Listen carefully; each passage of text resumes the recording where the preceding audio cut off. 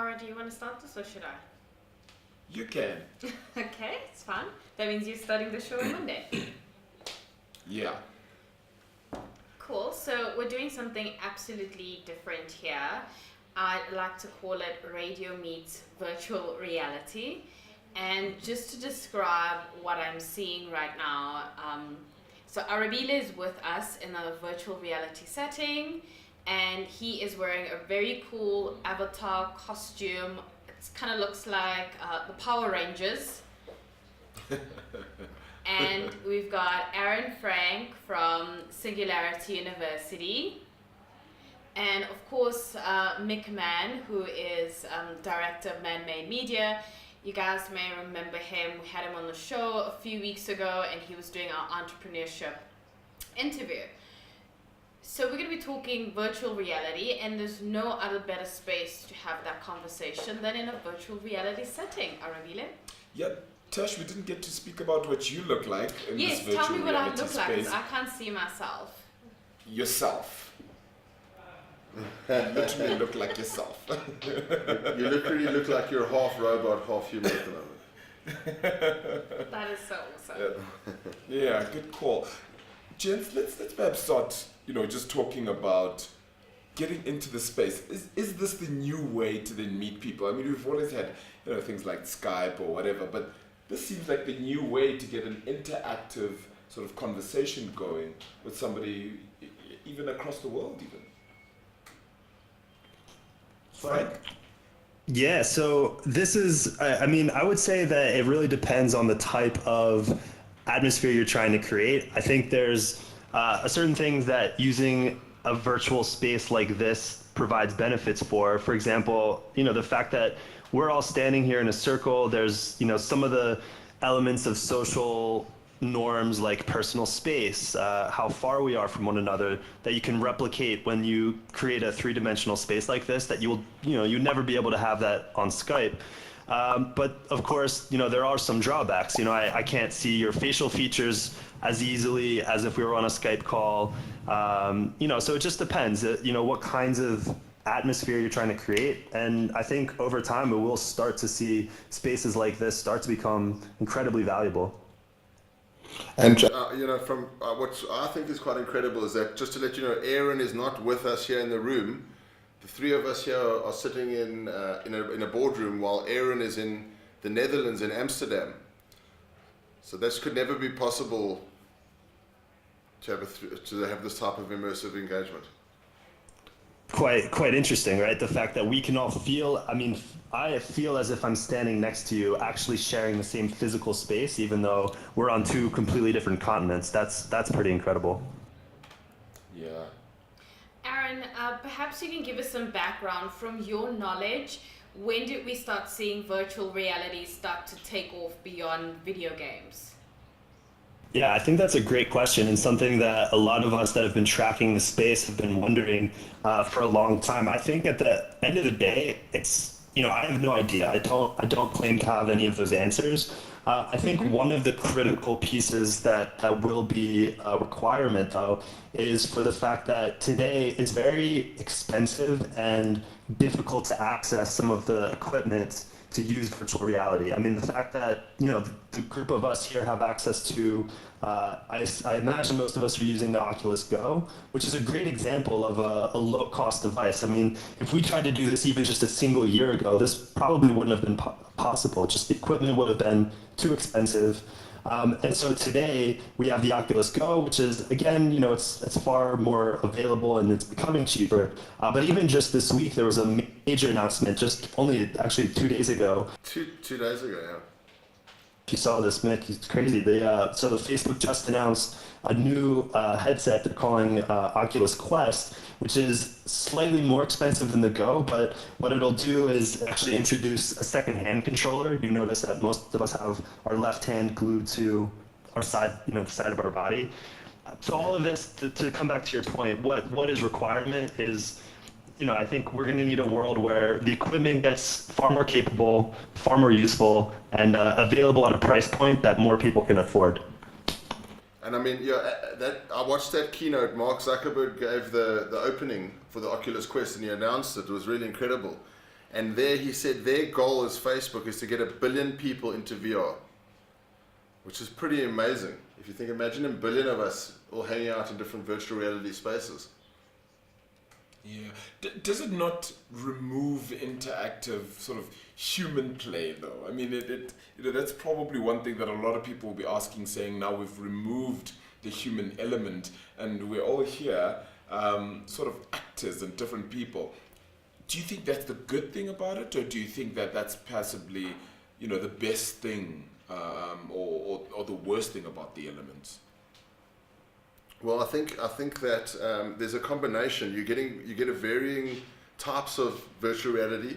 So this is not, we don't look like ourselves in this space, but it's probably one of the most advanced VR platforms. Whereas if you look at other platforms like High Fidelity, where you wear a full bodysuit, and it actually looks much more realistic, and it follows all your movements, and it has your full body in a realistic looking avatar, then you do have that human element. So I think it's on a journey to getting there, and we'll get there, huh, Aaron? Yeah, and I agree with that. I think, a platform like this is difficult, and there are companies working on, for example, trying to recreate facial expression, which is a major part of human interaction, is just being able to tell how you're feeling, how did you respond visually to what I've just said. And right now I can't do that because, I can't see your face. I can just, see an avatar version of you. But as Mick's talking about, there are other platforms similar to the one we're using here that are integrating a lot of these sort of, emotional components, representing them in a virtual environment, which will, I believe, go a long way to recreating some of those necessary human aspects for communication. And it's a... Yeah. Sorry. No, I was going to ask Aaron, I mean, with all this exciting development that we're seeing from the Facebook side and whoever else is working on it, what kind of challenges are you still seeing in the virtual reality space? I mean, there's we could probably talk for hours about this. I mean, it should probably be noted that, we are at the very beginning of this new world. I mean, virtual reality is not a new technology. It's been around for quite a while. But what is new is that for only, maybe the past 2 years at most, and even I would argue we're not even still there, where it's available to consumers. I mean, the Oculus Rift is the first available consumer device. HTC has, a competitive device, the Vive, but, these have only been available to the market for a very short period of time. There's an endless number of challenges. There's hardware challenges, there's audio challenges, there's bandwidth and processing speed challenges.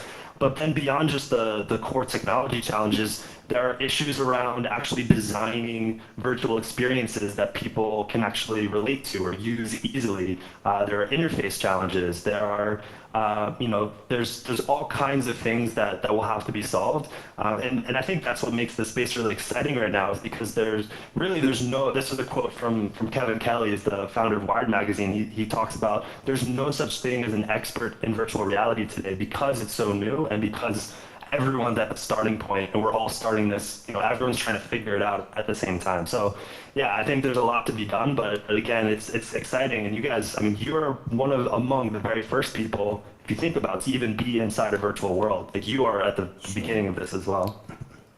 Classic FM, not so classic.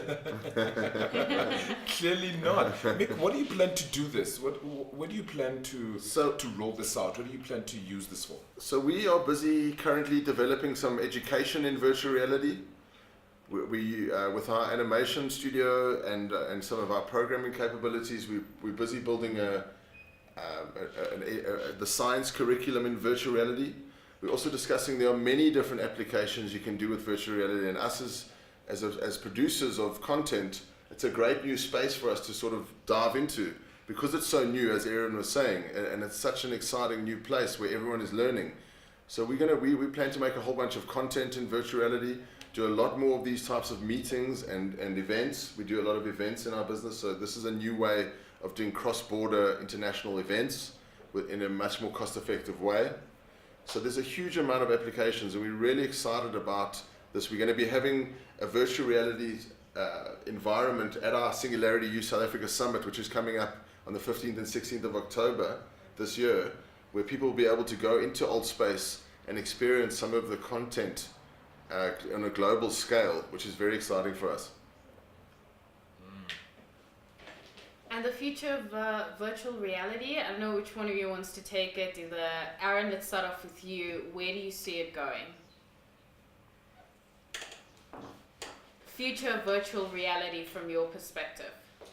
Yeah, so I would say the most exciting area is actually being demonstrated right now is the idea of social VR, because right now most experiences that people try in virtual reality, if you go to a conference, if you're at a company and you put on a headset, most of the experiences that people use, like games, for example, are isolated, solitary experiences. And I think the future of virtual reality goes back to actually what Mick just said, that, Mark Zuckerberg made the claim that he wants to get 1 billion people in virtual reality.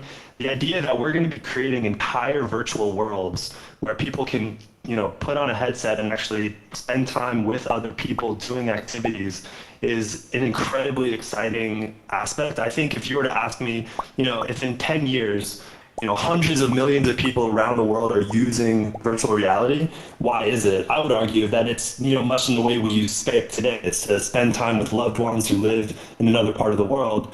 The idea of spending time online with other people in a virtual environment, that's I think where the future of this goes.